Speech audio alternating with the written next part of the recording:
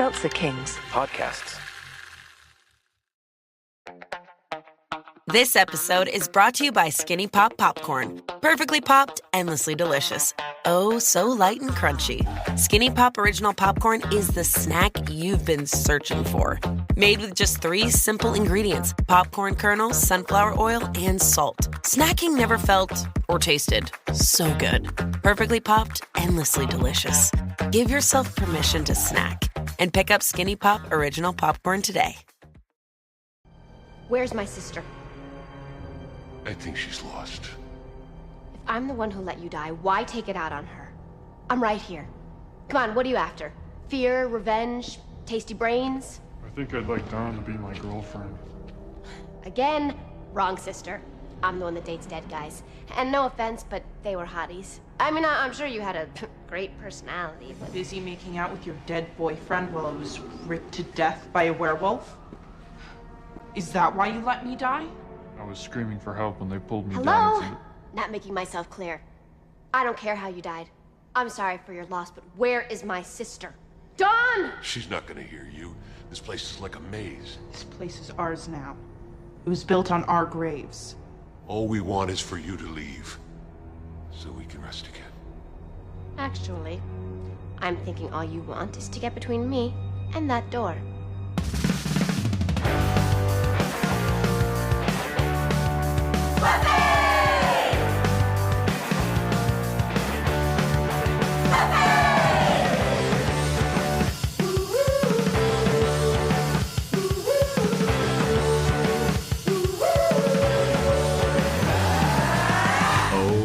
Hey, hello, howdy everybody. Welcome to another episode of Boys Watching Buffy. We're just 2 boys watching every episode of Buffy the Vampire Slayer for the first time, giving our review, our reactions. We're your hosts. I am Joe Welke. I am Vance. Today we are kicking off Season 7, the final season. Season 7, Episode 1, titled Lessons. Directed by David Solomon, written by Joss Whedon, original air date September 24th, 2002, to an audience of 4.99 million people. And before we get into the episode, everybody, we've got a whole heaping helping of shout outs. I don't even know if Sloppy Joe's got the longevity to do this, because there's so many shout outs. I might pitch it over to my co-host Vance for some points. But here, we've got some shout outs. Here we go. We're going to start it off with Peggy Yellen. Thank you so much, Peggy Yellen. We got DNIJMS. I can't read. I've got dyslexia. The other Darla. Sorry for calling Darla a stupid name. Sorry that we did that on the podcast. Personally offended you. Offended you. We've got Matt Partlet giving us a Spotify review. We've got CSE Besta 84. Thank you so much. We've got Maggie 3815. That is a listener in Australia. Vance, you take it over. Take some of these off my plate, please. Tag out.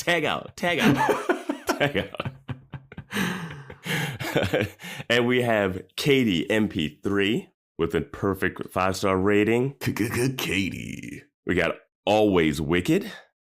Always Wicked. SDD Blake. SDD Blake. And we got Boomer, who loves Buffy. It's a boomer that loves Buffy. Yeah, looking forward to them getting on to season 4. They've been binging through the first 3 seasons, so they're catching up. They're so far behind. And we got to give a shout out to Metal.moto.k on Discord. Metal.moto.k. For their 5-star review on all of the podcast mediums. Hell yeah. So those are our review shout outs. If you want to get a review shout out, you got to give a five-star review on Apple Podcasts. Leave a 5-star rating and review. Or 5-star rating on Spotify. Screenshot it. Send it over to us by any means possible. And I also need to announce we are entering a new era, everybody. That we are. We are entering a new era thanks to a couple of our faithful, lovely listeners, Slither Ann and Michelle Malone. We are entering the monster era, everybody. We are in the monster era for Buffy the Vampire Slayer. They sent us... Whoa, that was a fucking good one. It exploded all over my microphone. Yeah, we got an Amazon wish list, and people sent over monsters because this really got me worried, because I was like, damn, how bad is this season that we're going to need to really fuel up for it? We've heard nothing but bad things about season 7, people. I think there's a few people that like season 7. Yeah, but they're stans. Yeah. But if we're being objective. Yeah. I mean, most of our listeners are stans. Yeah, that's true.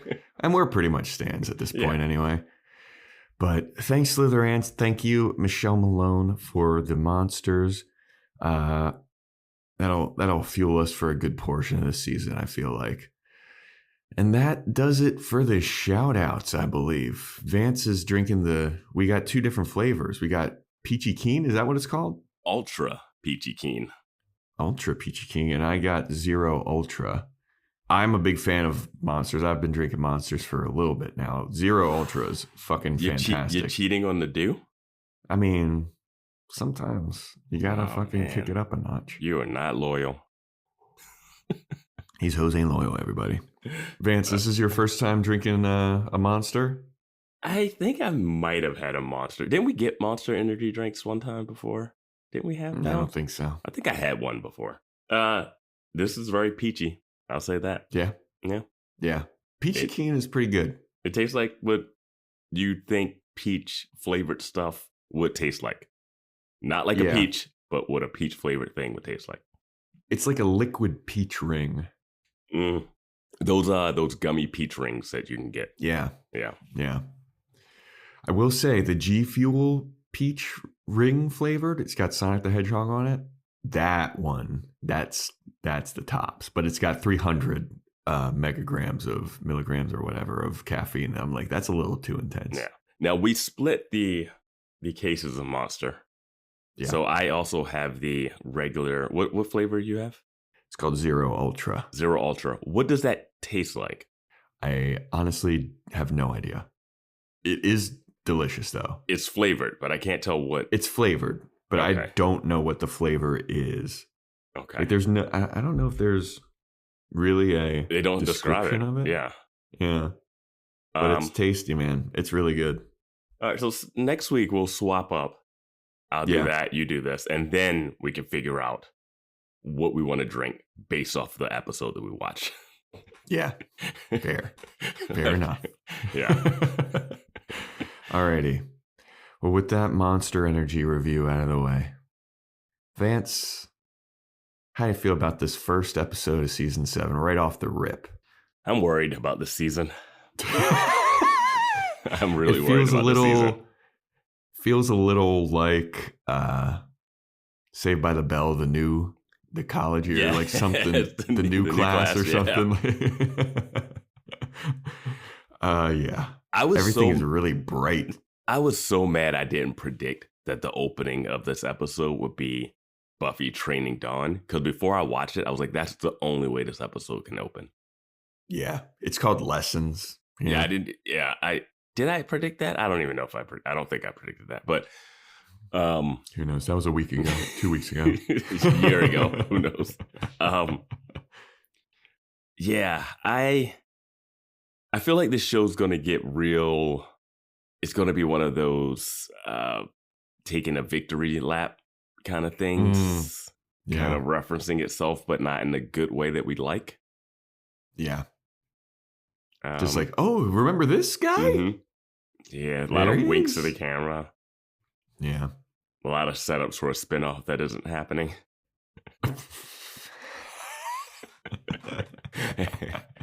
Yeah. And I'll save this tease for later, is that I have a little follow-up because we learned some stuff about Spike on Discord. And I made some comments in either the finale episode or the recap episode about Spike and how I feel about if they come back with something. And I'll talk about it when we get to it. But yeah, stay tuned for that. Okay. Alrighty. How did you feel about it, Joe? How did you feel about it? Like I said, it feels very much like, oh, it's the new class of Sunnydale High. And then there's like periphery characters that were like, you know, it feels like Buffy's going to be like a periphery character at this point. I would say that, except for she really shoehorned herself in to this. Yeah. Like she really got, I couldn't believe, well, we'll talk about it. I couldn't believe that this happened so soon. Yeah. Here's the thing, and I slightly mentioned it. I'm used to Sunnydale looking very dark all the time. Mm-hmm. And this episode, everything is bright. Right. Yep. So much of it takes place during the daytime. And like the high school is brand new and it's all bright. And whenever Sunnydale is bright, it doesn't, something's off. Yeah. So it felt like something was off. Mm-hmm. Yeah. So, all right, let's get into it. This thing opens up with a recap of everything that happened last season, basically. Like the last 5 or 6 episodes of last season. Tara dying, Dark Willow, End of the World, Xander loves Willow, Buffy loves Dawn, Spike getting a soul. Mm-hmm. Opens up in Istanbul with racist music playing. And you know exactly the music that's playing. If you see Istanbul, you just hear like sitar and Is that the music that is only played in Istanbul, though? I don't know. I don't know. Do you remember what year? I didn't write down. Did they say a year? Or did it just say Istanbul? I don't think it did say a year. Maybe I'm getting that mixed up with Angel. Did Angel have flashbacks in it? I don't know. Angel opened up. Yeah. Okay. Yeah. And don't worry, everybody. We are watching it in the order that you've told us. We have to watch Angel before Buffy now, which we hate it. I'm not a fan of. Yeah, not a fan of that. It's Buffy, then Angel. That's how we've been doing it for years. Yeah. And now we have to switch it up, and I don't know how I feel about it. Yeah. It's the littlest change, but it completely has thrown off my whole workflow. Angel's like a nightcap, you know? It's a nightcap. Yes. Yes. Yeah. I don't know. Yeah. But yeah, we're in Istanbul. There's a girl running, and she's being chased by these dark cloaked men. And they eventually catch up to her. She like climbs a pole. She climbs up onto a roof. And the men, they could be women, I guess. Never mind. The dark cloaked people catch her, and then they push her off a roof, and then she gets stabbed. And then we go over to, where else? The graveyard. Guy wakes up from his grave, and Buffy's there waiting for him, which, again, we've discussed this a lot. Yeah, I don't even know if it's worth rehashing. Just let it be. How the fuck does she know? She's just standing right above him as he's coming out of the grave. And she's teaching Dawn how to slay vampires. And Buffy keeps being like, Dawn, who has the power? Here he is. He's coming out of the grave. Who's got the power? I was waiting for Dawn to go, I got the power. But Dawn's not that cool. No, Dawn sucks. Her Canadian tuxedo. But yeah, the guy's coming out of the grave, and Buffy's, who's got the power here, Dawn? Who's got the power? And then Dawn's like, I don't know. I got a stake. And then the vampire is like struggling to get out of his grave. He's like, hey, ladies, could somebody help me here? I'm a little stuck. Could you give me a hand getting out of here? It was a classic Buffy joke of like, he has the power. He always has the power. Vampires have the power. And he's like, can I get a hand here? I'm stuck. My foot's on a root. And then Dawn looks at Buffy like, really? He's got the power? Yeah. Vampires always have the power. So Buffy pulls him out. She's strong. Yeah. She just one hand. So, yeah. And Buffy starts, and this is where this is where it starts to go off the rails immediately. Buffy starts choking him, and he starts gasping for air. Because he's a human acting like a vampire. I know in Discord they're going to be like, no, he wasn't gasping for air. She was collapsing his vocal cords. But there's something that happens in Angel. Yes. It is direct contrast to what we see here. What we learned about vampires in general. Like, I mean, if we had watched this, if Buffy first, Angel second, yeah, it would have been fine. But I had just watched Angel go, oh, I don't breathe. And then I watched Buffy choking a vampire. And I watched something else that Angel did in that episode, but we'll get to that on Patreon. So, yeah, patreon.com/Boys Watching Buffy. Forgot to plug that. I can't believe that happened in Angel. Anyway, so, yeah. So then Buffy lets go of the vampire and it kind of sends it after Dawn. And then Dawn stakes him in the wrong place. And she looks like, yeah, I fucking staked him. And he doesn't dust. And the vampire gets up and starts attacking her. And he's about to kill Dawn.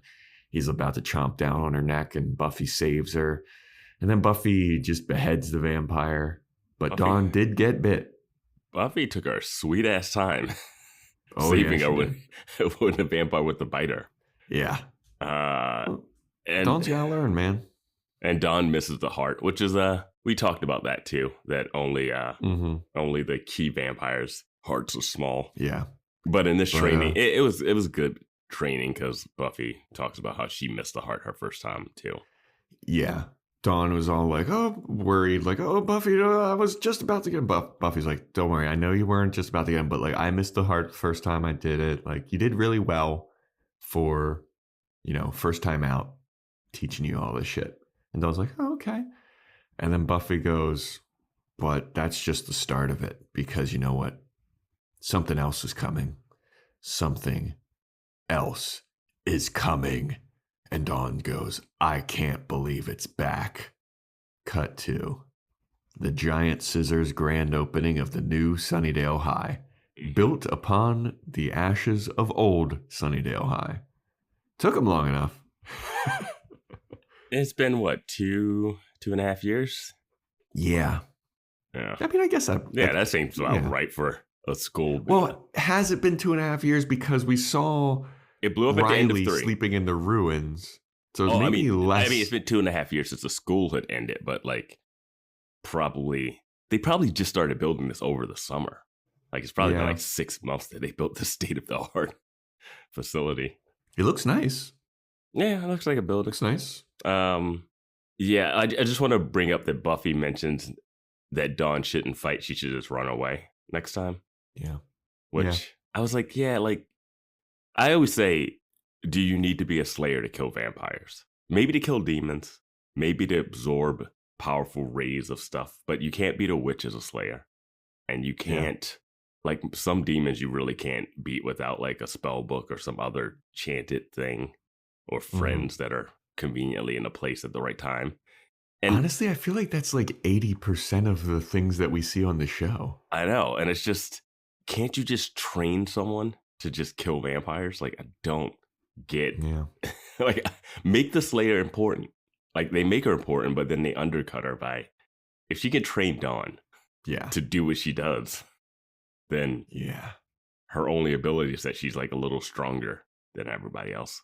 Yeah, I mean, and we've talked about that a bunch. I mean, just get everybody into some kind of like Krav Maga, like Slayer Maga classes. Yeah, just come up with some super soldier serum. Yeah. Get Warren. God.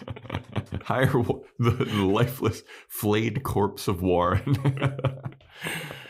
Yeah. There is a little joke about how Dawn's taller than Buffy. Yeah, that was earlier fun. on now. Yeah. But yeah, so Sunnydale High is back. We got a black character finally. It seems like. We had Mr. Trick. We had the therapist guy Trick. that died. That therapist guy Sarah lasted a half an episode. That guy lasted Yeah. half an. Oh, we had Forrest. Yeah, Forrest. Forrest. And Yeah, his, turtlenecks. It's a Whedonverse show. You're not gonna get it a lot, and it's also crusting into the early 2000s. So this actor is we'll say he's the principal, but I might as well just say he's the actor's DB Woodside, and I know him from 24. He was in 24. He was like the president's brother in that, and he's also in that show Lucifer. I think he plays Gabriel in Lucifer or something. Yeah, he looked familiar, but I don't know. He's been in a bunch of stuff too. Yeah, he looks familiar. Handsome fucking guy. Yeah, really handsome. He's got an earring though. I don't know if he can pull off the Whedon jokiness yet. Yeah, I don't think so. Yeah, they're gonna have to figure that out for him. Yeah. But anyway, so there's a new Sunnydale High. So then we go over to England. Giles riding a horse.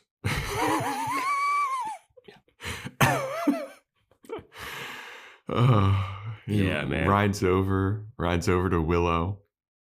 And Willow's there with him, and she's making a flower grow with magic.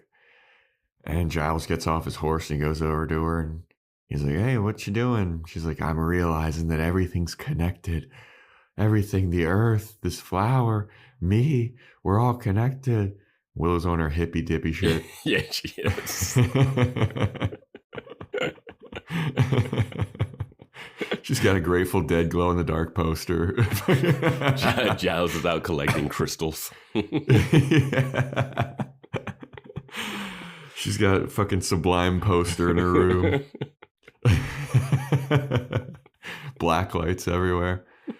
But she's been taking magic lessons. The coven that Giles got all of his power from, I guess.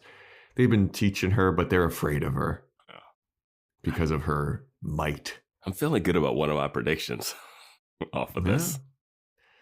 And Giles is talking to her and he's like, "Well, can you really blame them, that they're afraid of you? I mean, you almost ended the world. You're trying to end the world.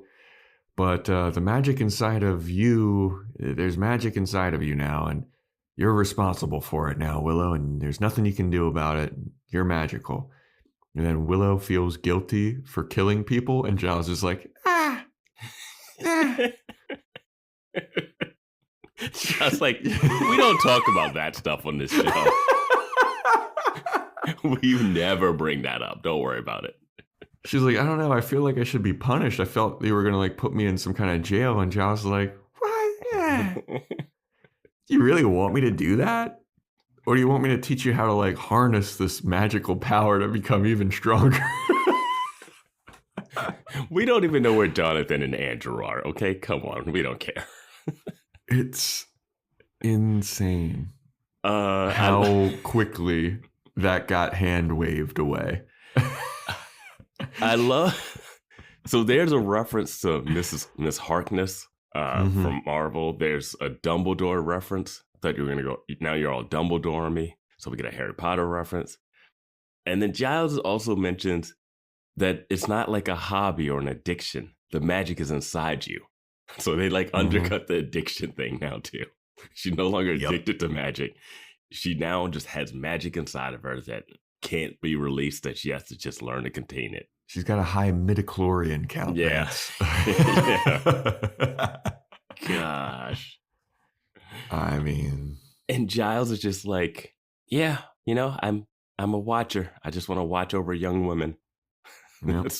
I mean, I did predict that Willow was going to be forgiven very easily. And I predicted that Willow would learn some good magic. Yeah. She's a white witch now. Yeah. And this, we learned on Discord, is that there was supposed to be a spinoff. There was a pitch spinoff of Giles and Willow in England doing stuff. And this seems like a little showcase of that. Yeah. A little feeler. Don't like it. Yeah. I'm glad. I can see why that spinoff did not happen. Yeah. But then Willow's like, I don't know, man. It's just it feels like everything's changed now. It feels like so much has changed. I feel like everybody's changed. Cut to Xander getting out of a car in his baggy ass suit. That was the style too back then, though. I know. Those big loose suits. The best example of that, and I know for a fact that you have seen this. Oh my God! Is looking back at those NBA draft. Oh yeah. NBA draft photos where all the like Kevin Durant and shit. They all had these baggy fucking suits. Yeah. I thought you were gonna bring up like Niles on Frasier. He would have the baggiest suits too. Those suits were so big on his little body.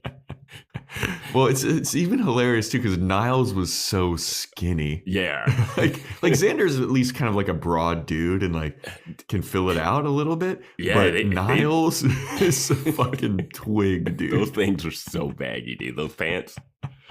But yeah. But Xander's a big businessman guy. He's the head of construction sites now, and he goes over to Buffy's house, and Buffy's getting Dawn ready for her first day of high school, and Xander has the blueprints to the new Sunnydale High because his crew's been working on it.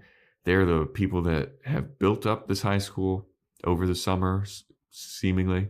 And Xander's just, impressive. Like, that's an impressive blow up in like 3 years.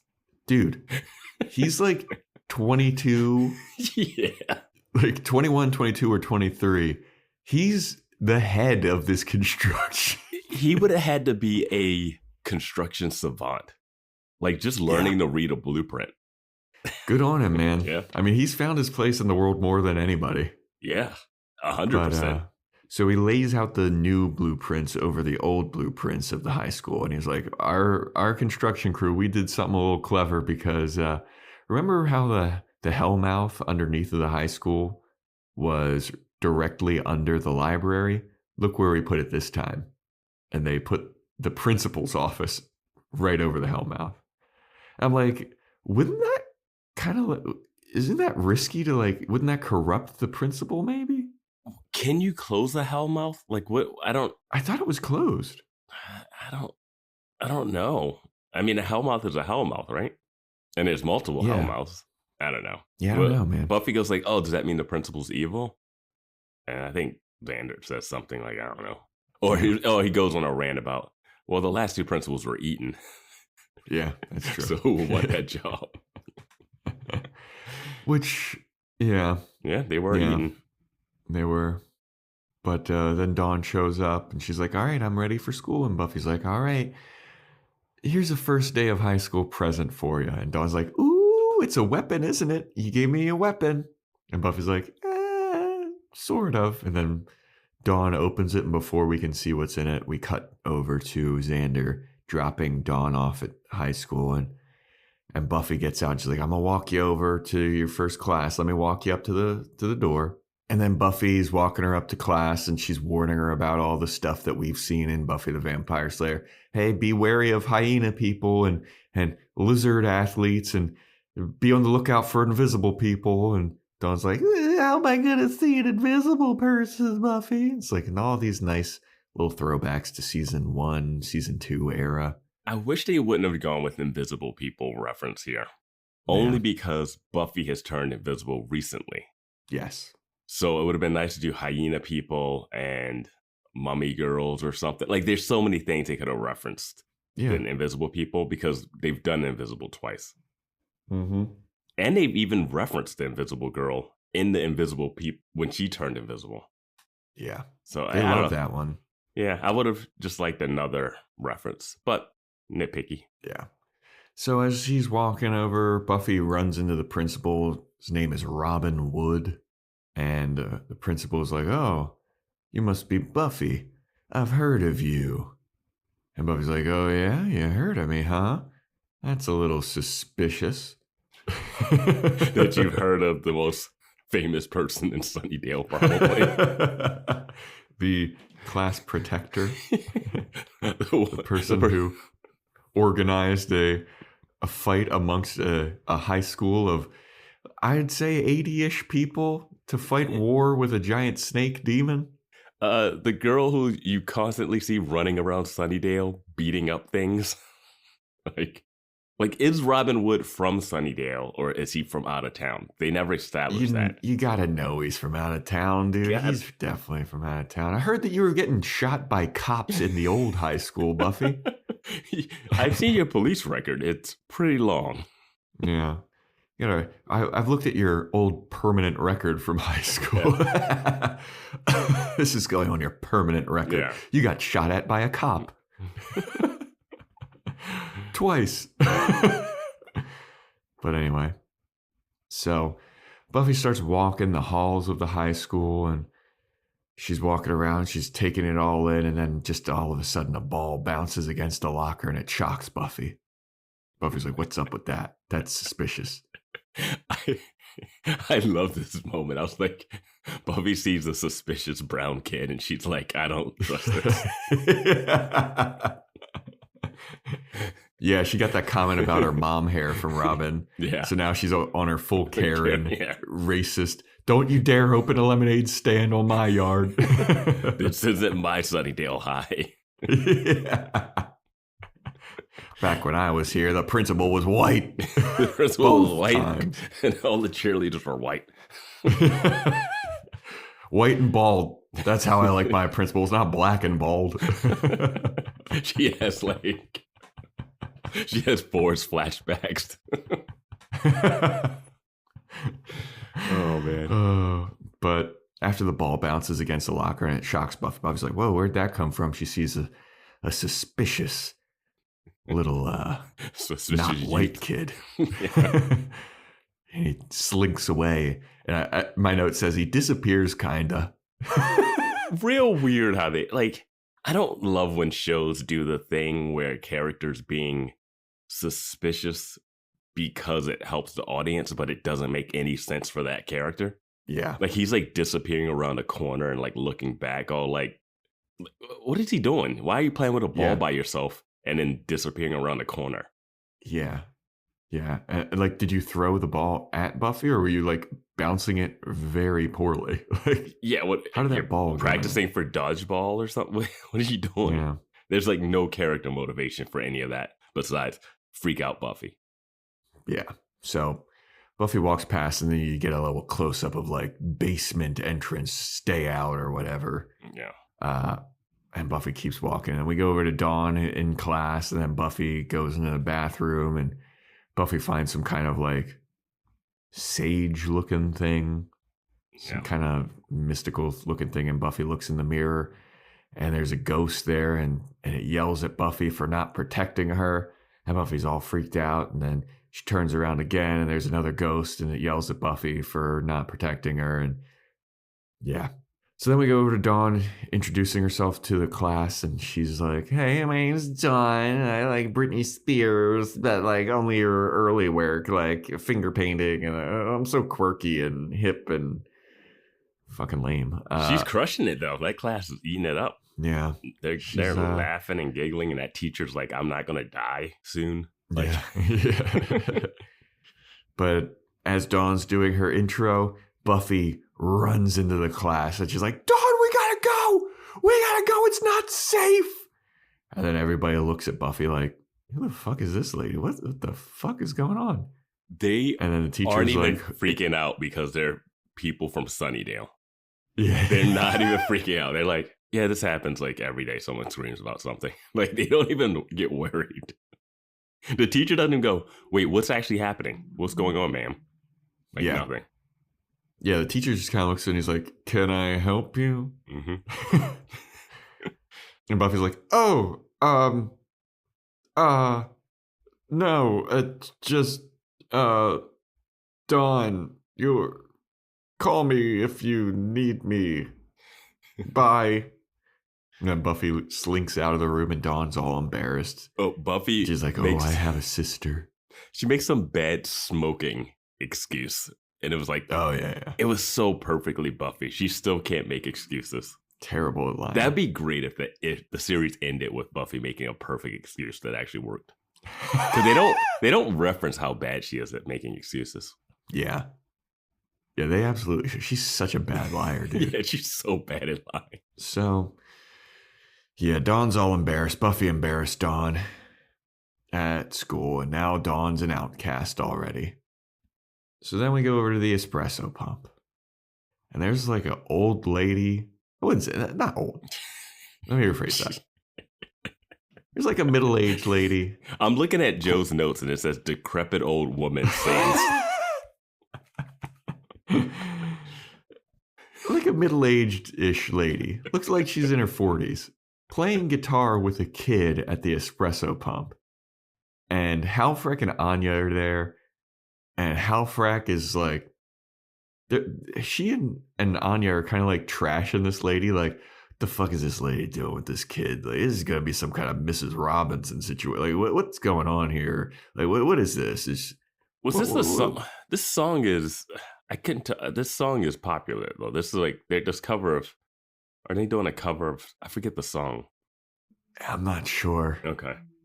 I didn't recognize it. Okay. Why don't you be like one of the most famous songs ever? It's boys watching Buffy, not boys listening to music. Yeah. But yeah, so they're there, Anya and Halfrek, and they're talking, recapping about, how they're vengeance demons, and Halfrek kind of starts trashing Anya for not being a good vengeance demon. Yeah. Which we've talked about. Yeah. And now we're getting into the nitty-gritty of how vengeance demons work. Kind of. Because Halfrek is like, you've gone soft, Anya. And Anya's like, what are you talking about? And Halfrek's like, look at your last couple of vengeance demon outings. No deaths, no eviscerations. And Anya's like, well, I've been fucking with some people. And Halfrek was like, yeah, there was one lady, you fucking made her boyfriend French. That's not anything. And Anya's like, I mean, some people think the French are annoying. Wait, did she make him a French person, or did she make him speak French? Yeah. That's a big delineation. That is true. But Halfrek is like, look, I'm just saying, De Hoffren's very disappointed in your work recently, okay? You're not meeting the quotas. And anyway. Oh man, are we gonna learn more about how vengeance demons work than the Watchers? Probably. I was surprised to see that they're still, like, Emma Caulfield is still in the credits, like the intro credits. Mm-hmm. I was like, oh, okay, so she's still a part of this. Okay. I think this is our only scene in this episode too, right? It is, yeah. I was surprised to see Halfrek, yeah. Yeah, that too. But Halfrek starts warning Anya, like, you shouldn't even be worried about what's fucking De Hoffren being pissed at you. There's something else. Something even worse that's rising. I'm like, oh, okay, is this another high school? What's They're like competing high schools. Yeah. Let's just bring it on. Yeah. I was like, Patreon.com/Boys Watching Movies. Did bring it on for Boys Watching Movies. Sunnydale does not have enough people to fill a high school that size. I'm sure they originally did, but they all keep dying. Yeah, the amount of kids that die, like for this one Starbucks town. The repopulation efforts that need to happen in Sunnydale are crazy. Especially with like half the demons there eat babies. It's just insane. And I think the scene ends with something of like Anya mentioning, oh, I don't expect to like be around my friends or like, I don't expect this from my friends. And she's like, something that Halfrek mentions, like, all your friends are here. I forget the exact wording. Yeah. But yeah, it's like Anya's a loner now. Yeah. Why doesn't she have a bunch of vengeance demon friends? She's been around. Dude, her wedding was packed. Yeah. What is she talking about? True. It's the friend scenario, you know? They got their 6 friends, and then it's whenever they have a party, it's crowded full of people you've never seen before. Where's Clem? Put Clem in the intro credits. He's friends with everybody. That would have made this season work for us. If Clem just showed up at the end and like and guest starring whatever the actor playing Clem is. Just have Clem do the recaps. Something. He's gotta be a part of this. Yeah, so Spike got a soul and he's back. You just hear kittens in the background. Spike. Meow. Yeah, like what?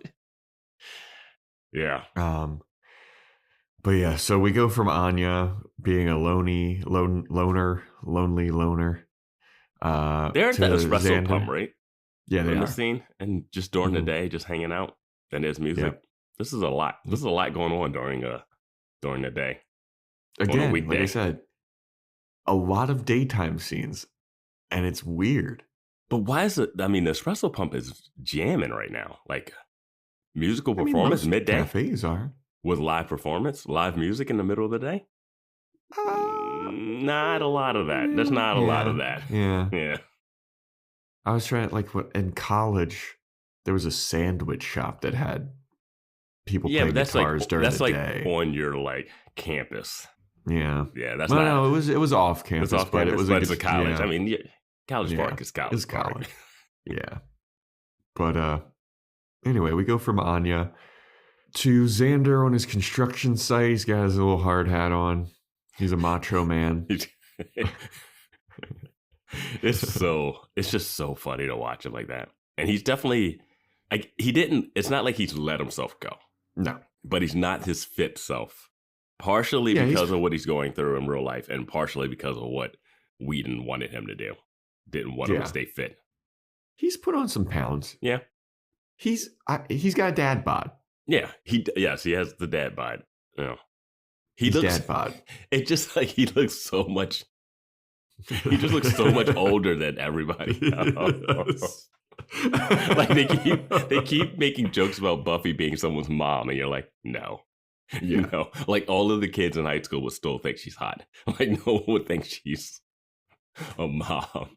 But if Buffy is supposed to be 5 years older than Dawn. Yeah. But anyway, so Xander's on his construction site, and they're sawing some stuff, doing some TV construction. Well, yeah, if you just lift that over there, then you have nothing.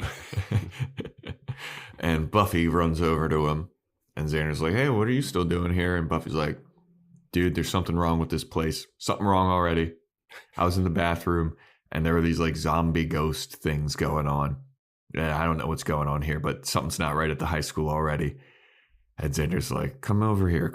Don't talk that crazy shit around all these people that should absolutely know about it. I will fire you again. You do not bring this shit to my work. Not on my construction site. You can do all that crazy talk anywhere else. Yeah, you could save my life any other time, but not at work. So Xander's like, so are they zombies or are they ghosts? Which is it? And Buffy's like, well, they did pop up out of nowhere, but they could touch me. So I don't really know what's going on here with that. That seems a little suspicious. And Xander's like, that is suspicious. All right, we should look into this. And Buffy starts to be like, I don't know, man. I don't think the school should have come back. I think that the school being rebuilt, some kind of bad omen. And Xander's like, hey, I worked really hard on this. Okay, this is my livelihood. Don't fucking say that. It's like, Xander, you were building on top of the Hellmouth. Yeah. How did you not think that this was going to go wrong? How did they even... It was a giant hole in the ground, right? Yeah, I think so. A deep pit. Yeah. You can't fill that in with, cement. I don't know what they... Did he just slide like a metal plate over top of it and be like, all right, this is good. I don't know. But after Buffy starts talking about how the high school being rebuilt is a bad omen, we go back and we go into class with Dawn, and there's some guy sitting next to her, and he's like, hey, can I borrow a pencil? Dawn's like, yeah, here you go. And she goes into her little pencil case, and she gives him a pencil. And as she gives it to him, he turns into one of those ghost zombie things. And he goes and he stabs her in the eye with the pencil.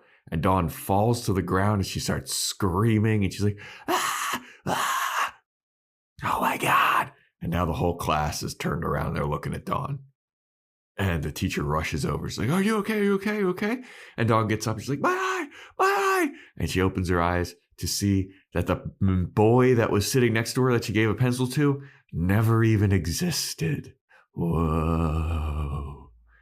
And then Dawn is like, oh God, something's up here. And the class is looking at Dawn like she's crazy. And she's like, a bee flew into my eye and I'm really allergic. Buffy's training her how to lie.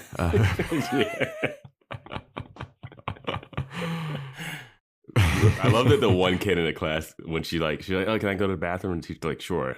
And then the one kid in the class goes, must run in the family. Yep. That's like, they don't do that a lot. They don't give the joke lines to extras a lot. And I thought that was interesting.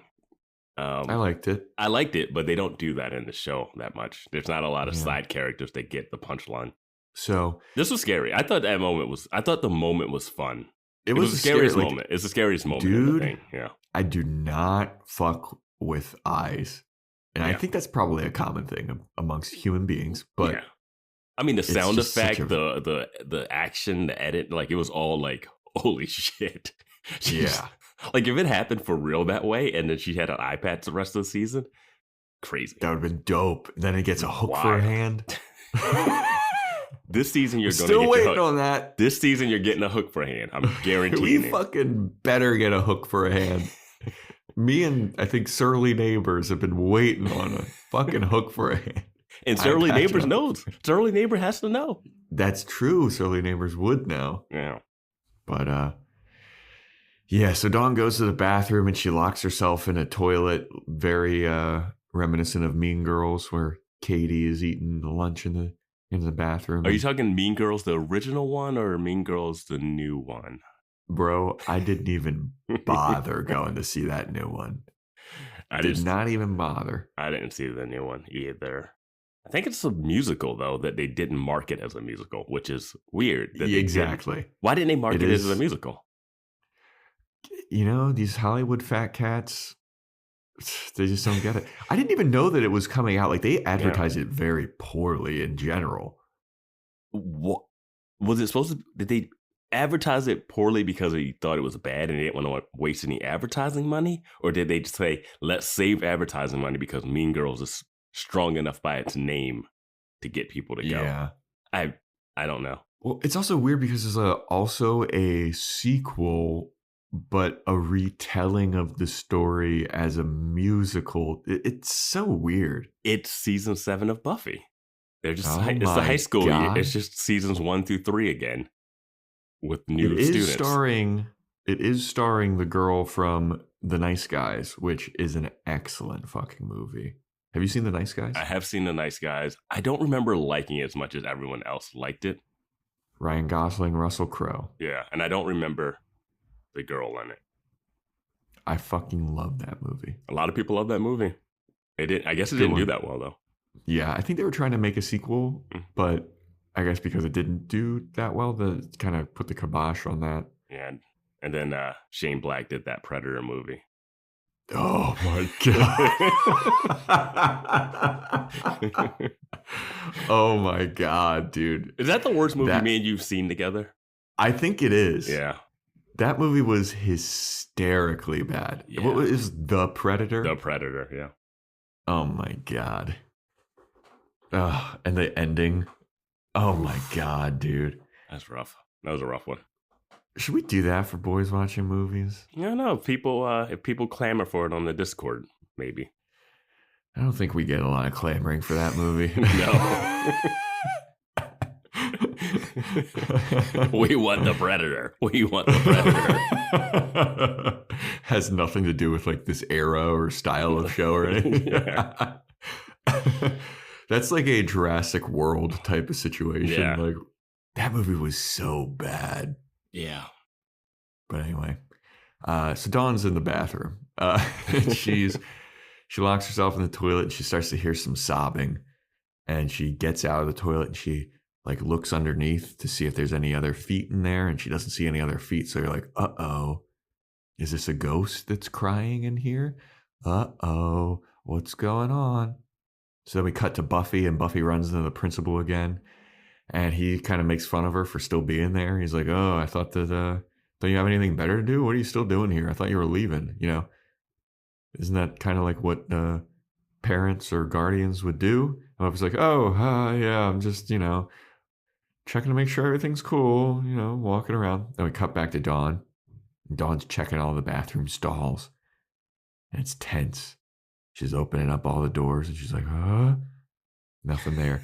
Nothing there. Like, I don't like her kicking these stalls open either. Like, what are you gonna do if you find something? Yeah. Get out of the bathroom. They do a nice rule of 3 where, you know, first 3, you know, don't. And then she opens the last one, and there's just the sad girl in there. Kit. And I was like, why didn't this girl lock the door? Why is she not more terrified? Yeah. Like, she's scared, but she's hearing all the doors open. So she should be freaking out that it's coming towards her. Yeah. But she's opening it like it's a parent coming to help her or something. Yeah, and Dawn, she should have stabbed Dawn in the eye. Yeah, she should have kicked. Oh, that would have been great if she opened it and then she just kicked Dawn and it got into like a weird like a fight scene. Yeah, cat fight. Yeah. and she's like, and Dawn has to try to prove that she's not a ghost demon. Yeah. That'd have been fun. So, just a sad girl in there, and Dawn's like, oh, it's just a sad girl. She closes the stall and she just leaves. I'll leave you be. Yeah. Then we go back to Buffy and the principal's like, yeah, Miss Summers, I know about you. You've got a rap sheet a mile long. It's basically like what we were talking about earlier. Like, he's like, I looked into your permanent record and you've got a checkered history. And Buffy's like, oh, that old thing. Yeah. And yeah. So Dawn, we go back to Dawn, and Dawn's like, oh, don't worry, I'm just a regular girl. Don't worry about it. Why don't you come with me? And this is where we get the intros. Her name is Kit. And Dawn and Kit look in the mirror, and they see the ghosts, and they scream, and then there's like an electrical surge that all the lights in the bathroom blow, and the floor opens up, and there's a big like sinkhole type situation, and it swallows them and pulls them down, and they fall what looks like a good 15, 20 feet. Yeah. So I remember, I think Xander, when he brought the blueprints over, he was like, hey, we built the school. There's no like hidden corridors or secret passages. And like he made the school like normal, where it doesn't have all this like random stuff. Like the other high school had like so many like demon hiding places. Mm-hmm. And then we go downstairs to this school, and I'm like, this school has a whole like underbelly. Yeah, this school is built on top of like an underground city. like that didn't look like just a basement room. It was like they were getting lost down there. There was like there's people hiding out. I'm like, wait, Xander, what? Why do we see the blueprints? Yeah, there's like a labyrinth city down there. But he was getting lost. Yeah. Yeah. So that was a weird thing. And another point, Buffy's worried about the high school, right? Mm-hmm. I just feel like this jumped. I know that they're trying to set up the season and the big bad of the season, maybe, or the big bad of the first half of the season. But I thought it was I think this needed to be like when Buffy had a roommate, and she thought her roommate in college was a demon. And it was like, is she or is she not? Like, I wanted to see Buffy freaking about high school, but there not being a real threat or like not an obvious threat. This, like, she was like, high school's bad. She walked into the bathroom, got attacked by ghost demons. And it was like, well, that was quick. Like, there's no, they didn't like tease it, or like maybe it's like her past trauma or her past like, oh, I had a bad time, or she could have been walking through her old memories of stuff. Yep. We only had one fake out, which was a red ball. But after that, everything Buffy saw was right. It was. Yeah. Or just like a mislead of like, you know, she hears a school bell ring and she freaks out. She's like, oh, the bell's evil. Or like a door opens out of nowhere and she's like, who's there? And it's just like a janitor, right? Or instead of this principal like randomly talking to her in the hallway, she sees the principal doing something and she thinks it's shady and she's going after the principal. And then Dawn's like, I don't know if the principal's that crazy, or something. Yeah. Like just have Buffy being overprotective of Dawn, like when she burst into the room. Mm-hmm. When she burst into the room saying they're in danger, it should be like Buffy's wrong and she's freaking out, but she's not. She's not. Yeah, she sees ghosts that attack her. Yeah, so what she's doing isn't crazy.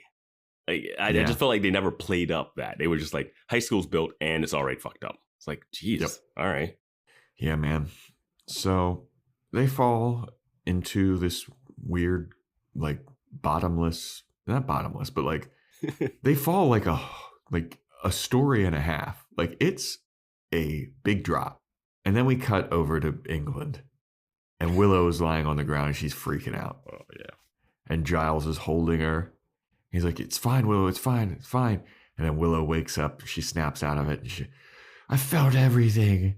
I felt the earth. And I felt everything's connected, man. Everything's connected, man. Like I'm connected to you, man, and the earth. And deep down, man, there's like a deep, dark black in the earth, man.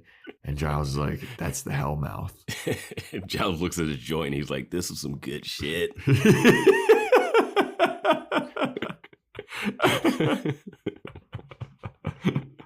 That's what it should be. Just them just getting high. And that was the spinoff. Yeah, just... Oh, man, we got to fight demons today, man. I don't want to fight demons today, man. Oh, man, we really got to go. I just made these brownies. I got to say, I think they were getting a little greedy trying to have a second spinoff. Nah, yeah. I mean, but I feel like the spinoff of Angel was already like 4 years ago. So, like, yeah, go for it. Why not? Catch it in. Yeah. Oz the Werewolf Tales. Like, go for it. Just spin off the whole thing.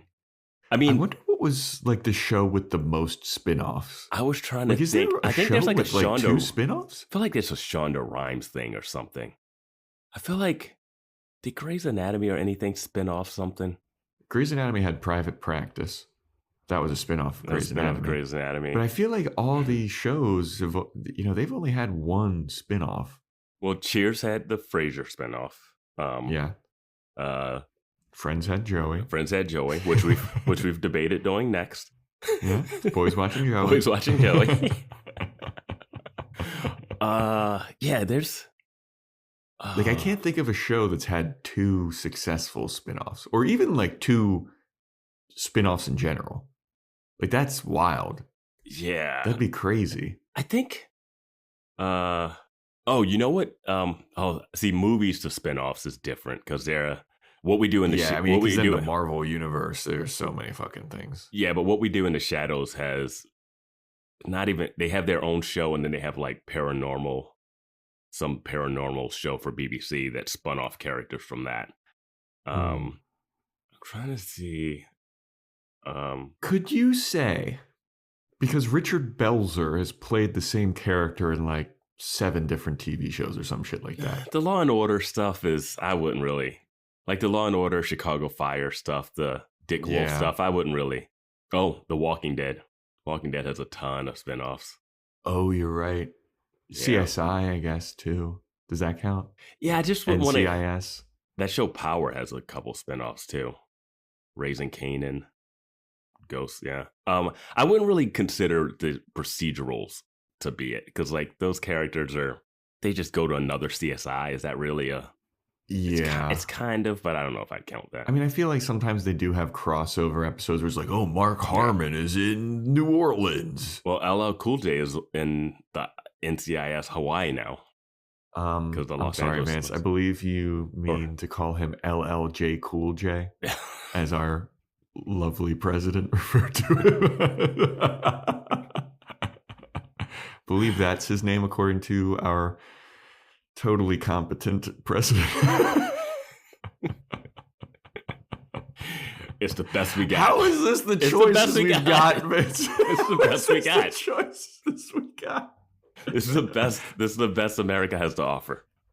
If you're listening to this in the future, I'm talking about this is we're recording this. Joe What Biden. is this? This is March March 2024. of 2024. Yeah. We're in the thrust of Joe Biden versus Donald Trump yet again. God damn it. God damn it, dude.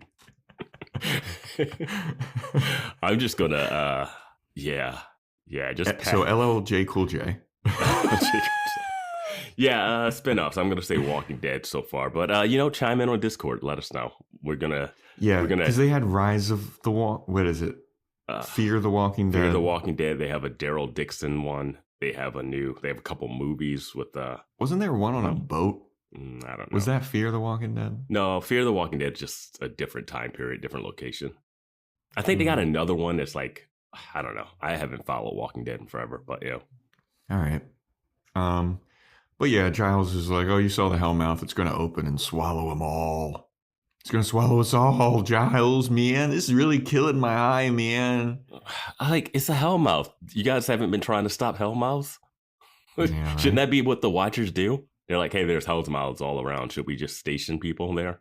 There should be a Watcher for each. There should be a Slayer for each Hellmouth. That's what I'm going to say. I mean, is Giles even a part of the Watchers right now? He's just some dude on a horse. He's just some dude on a horse, man. Is the magic box around? I don't know why, but that sounded so dismissive. He's just some guy on a horse. He really is. Like, what was the point of him sitting on that horse? Yeah. I mean, and it's like they do like a crossfade of him like galloping through a meadow. Like, what is this, bro? Yeah. That is not. Last we saw, he was like dying and coming back to life on the magic box floor. Yeah. Yeah. But yeah, they're worried. Giles and Willow are worried.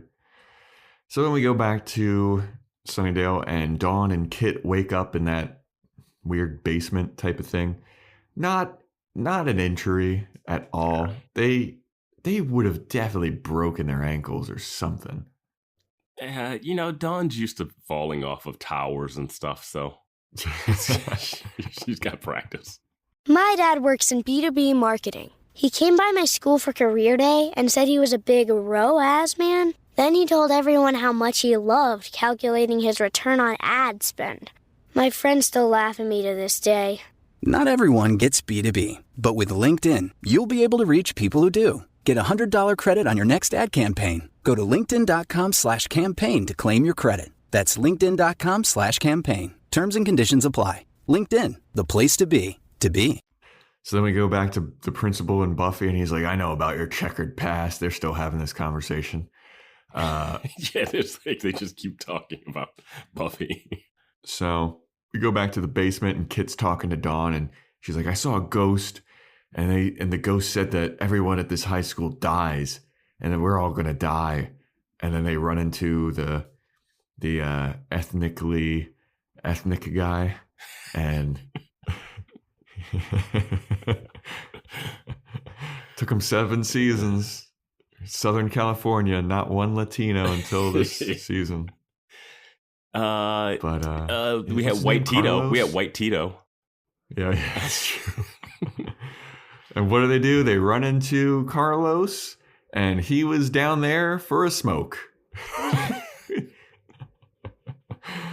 He's down there, he's trying to have a smoke, and he's like, yeah, and then I got lost down here, and this janitor was creeping me out, and then a janitor voice, you hear his janitor voice, and then all the ghosts show up, and they start taunting the kids. And then Dawn's like, don't worry, kids, I know what to do. And she pulls out her cell phone, which is the gift that Buffy gave her. And she's like, I'm going to call my sister. I'm sure that hit hard when it came out. Yeah. But I was like, Yeah. Probably because we've been watching Angel with a cell phone for a long time. I know. But I mean, I guess this is a big deal for a freshman in high school to have a cell phone. Yeah, no. Especially in early 2000s. Yeah. But wait, this is her first day of high school. First day of high school. I thought, isn't Dawn like 16? Yeah, she's 16. Why is this her first day at high school? It's her first day at... Yeah, it's not her first day at high school. It's first day at new high school. Okay. But they do treat it like she's going from middle school to high school. Yeah, because I was like, wait a second. She's 16 for sure. Yeah. Yeah, okay. Wait, when do you go to high school? When you're... You're like 13 or 14. Yeah. In America, at least. Yeah. Because I when I entered high school, I was 13. I graduated. Yeah, I graduated, like, my birthday's in the summer, so, like, I graduated it when I was 17, technically. Yeah. Yeah, I graduated at 17. Yeah, all right. So I guess she's like a junior? She transferred from the other high school? Where was that high school? Yeah. Oh, man. I'm starting to think this show's a bunch of bullshit. They do treat it like she'd go into high school for the first time ever. It's like, wouldn't she be with her own... Wouldn't she know the people in the school? Like, they do a whole introduction. The teacher's like, well, we all introduce ourselves. Like, yeah. Yeah. Anyway. All right. So then we go back to the principal talking to Buffy about her rap sheet and how he's suspicious of her. And Buffy's like, hey, hold on a second. I'm getting a phone call. And... Cell phones in school? Yeah. And so she answers the phone. And Dawn's like, help, Buffy. We fell into a basement from the bathroom. And there's 3 ghosts and they're fucking with us. And Buffy's trying to lie in front of the principal, and she's like, what? 3 dogs? And they're all going to get put down right now? Oh, we got 3 dogs on the loose, and they're all dying or whatever? And Buffy's like, I gotta go. This is important. And the principal's like, yeah, it sounds important. You got 3 dogs? Whoa. Ugh, this stuff, man. It's just, like, so lame. Yep. You know what I would have loved for this scene to have? I would have loved for Buffy to be like, hey, Dawn, can I get a little apology for when I burst into your classroom and said everything was going wrong and you looked at me like I was insane? Yep. Because I tried to warn you. Also, I'm going to take you out of school and homeschool you because this is stupid. Why am I putting you in this high school? Why? So then we go back to where Dawn is and the ghosts are disappearing, and then it reappears and starts choking Dawn, and Buffy is investigating. She goes to the bathroom. She jumps down into the hole that Dawn and Kit fell down, and Buffy's walking around. She's investigating, and Buffy calls Dawn, but one of the ghosts answers, and he's like, you're too late. Just like you were too late to protect us. And one of the ghosts wants Dawn to be his girlfriend. And then all the ghosts are showing. They keep reappearing and disappearing, and Buffy tells one of the ghosts that she's like, I don't care how you died. It's not my fucking fault. Like, this was wild. That part was like, wait, do you not have any empathy? Like, I thought we've had seasons where you felt bad about people dying and that you couldn't save everyone. And here she's like, I don't give a fuck. Yeah, she's really like being confronted by the ghosts of her past, being like, you weren't there for us. You didn't protect us. We all died because of you. And Buffy's like, first of all, I don't give a fuck. Second of all, I'm going to beat your asses. It's like, damn. Yeah, I feel like there's a way to have this episode be that and be her, like, getting past her high school days. Mm-hmm. Because we've dealt with Willow dealing with her high school drama for all these seasons. End of last season, she was dealing with, like, I was a nerd in high school again. It's like, you've been so far past that, but you haven't let that go, right? Yeah. Buffy sees that they're building a new school, a school she blew up, a school she had to do so much stuff in. And then she comes back in there and she's not even like, oh no, I did this and I couldn't save everybody and I'm going to have to do this again and all the trauma that I've gone through. Nope. She's like, fuck these guys. You're trying to hurt my sister, who I didn't have before. Yeah. And now, when I was in high school, I didn't have a sister. And now. I mean, like, Buffy didn't even bother to, like, be like, when did you die? Like, what happened? Yeah. Like, I wanted to hear, like, oh, I couldn't save you because this thing happened, but I saved everyone else. Or I didn't want her to just start beating these people up. Yeah, like, the janitor could have been like, remember, I was killed by blah, blah, blah, and you were there, but you didn't even bother to save me. I remember I was killed in the Zeppo, and Xander blew up the whole... Like, Xander was about to blow up the school almost, and you guys were fighting a hell demon. remember me? You were too busy making out with your boyfriend who was a vampire and you thought you were in the 1950s, but I was killed by like something. Yeah. Like a little reminder. But Buffy just like cuts right to the point of just like, I don't give a fuck. How are we going to reference? We reference so much stuff, but then we have these 3 characters that aren't references that we specifically know. Especially when you think about what happens at the end of the episode. Yes. So dude, why fucking get Amy's mom. Yeah. Amy's mom. Have someone kick a little statue of a cheerleader and just or something. I don't know. And I do love the line here where the ghost demon thing says, "I want to date your sister," and Buffy goes, "Wrong sister. I'm the one who dates dead people." Yeah, that was pretty good. Yeah. And then she also like burns him like, I'm sure you got a great personality, but you're fucking ugly as shit. Buffy's being cold right now. Yeah. No prisoners. Yeah. But Buffy's like, I don't think you actually want to like get revenge on me. I think you want to guard that door that's behind you. I think you want me to not get to that door. And I was like, all right, that's a little leap.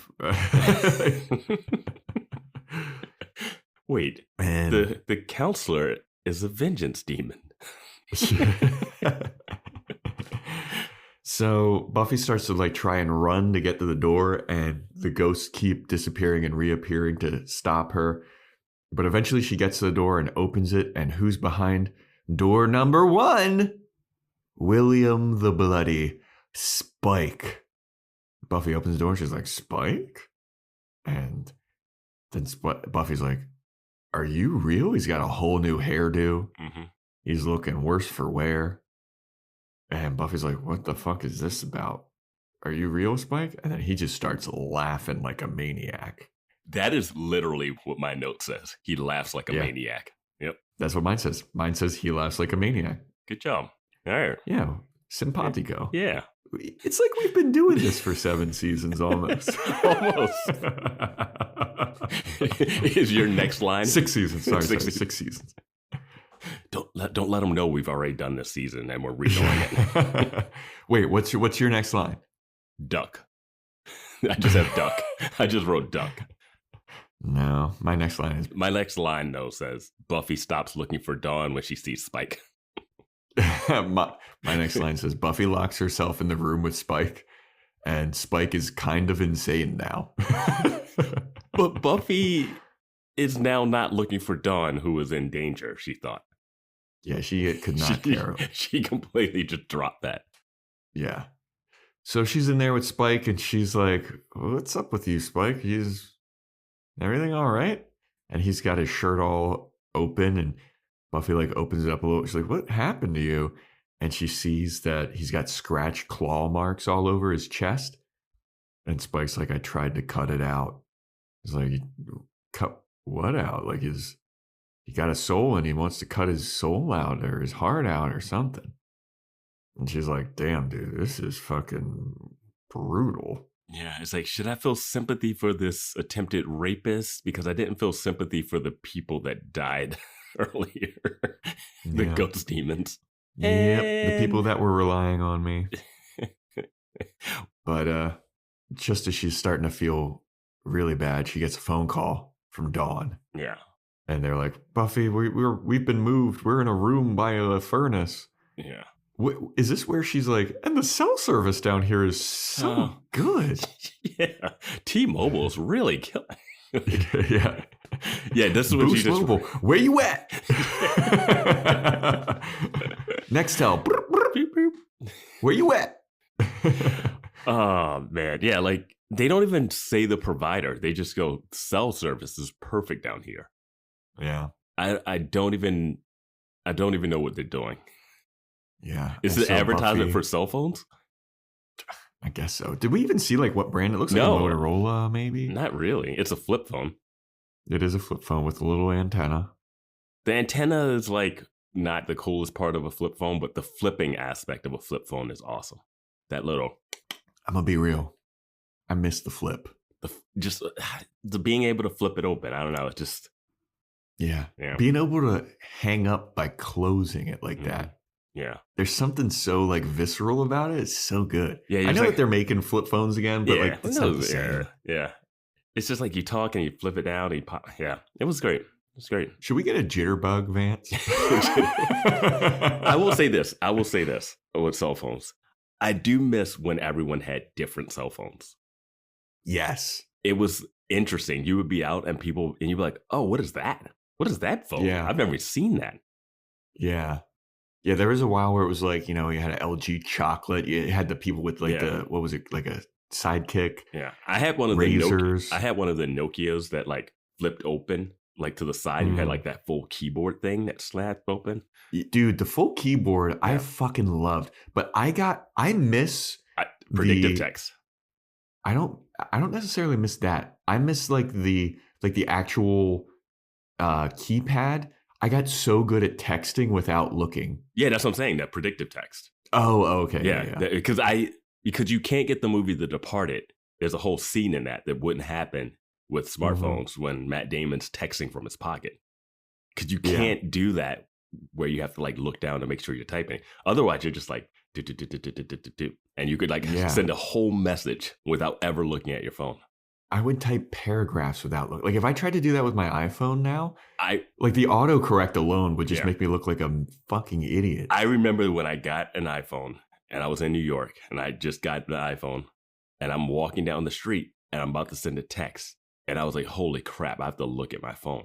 Because normally I would, type it while I'm walking and then just look at the phone and make sure it's right. Mm-hmm. But you had to like look at the keypad while you were texting. And I was like, this is not great. Yeah. Yeah, man. I was resistant to getting an iPhone for so long because of that. Like, I don't like the touchscreen. And then once I got it, it's like, now I'm in the ecosystem. There's just no going back. It's like you can't get a cell phone without a camera. Yeah. Yeah, man. I mean, we're old men yelling at cloud right now. But I feel like people that like Buffy the Vampire Slayer lived through that time period. I fucking miss, dude, my razor. I was so good at texting without looking. And all throughout high school, just texting without looking, man. Yeah. Yeah, it's nice. That was the shit. Very nice. But you also couldn't watch like YouTube videos on your phone. Exactly. Yeah. Yeah. But man, we didn't know how good we had it. Yeah. We had it good and then I don't know. I don't know. I mean, we still got it. We got it great. got it great. It's like, look up. Full fucking HD videos of porn on my phone now, everybody. I would have never passed high school.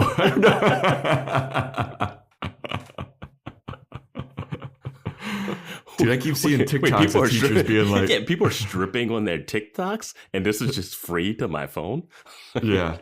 Dude, people on like teachers on TikToks are like, yo, these high schoolers these days are fucking morons. Like they don't know how to do anything. I mean, some of our Discord people talk about that a lot, about how like shitty high schoolers are now. Because we got some high school teachers and like but the people before that was like these high schoolers are so dumb because they got color TV now. Yeah, every generation has some kind of technology. It's like these high schoolers, they don't know how to do shit. It's just getting worse. Now that they have AM, FM radio. Oh yeah, why would they go to high school? They could just go watch the talkies. Back in my day, movies didn't have sound. Yeah, it's gonna corrupt our youths hearing voices. What next? They're gonna start porking each other. Anyway, we're way off topic. Yeah, and I still have a Spike rant to go on, and I don't know when. I was gonna go on it now, but I'll save it. I mean, we can go on it now. No, that's Spike's about to tell her what these ghosts are because so Buffy's like, "Are you gonna help me, Spike, or are you not?" It's like, dude, this guy's clearly insane.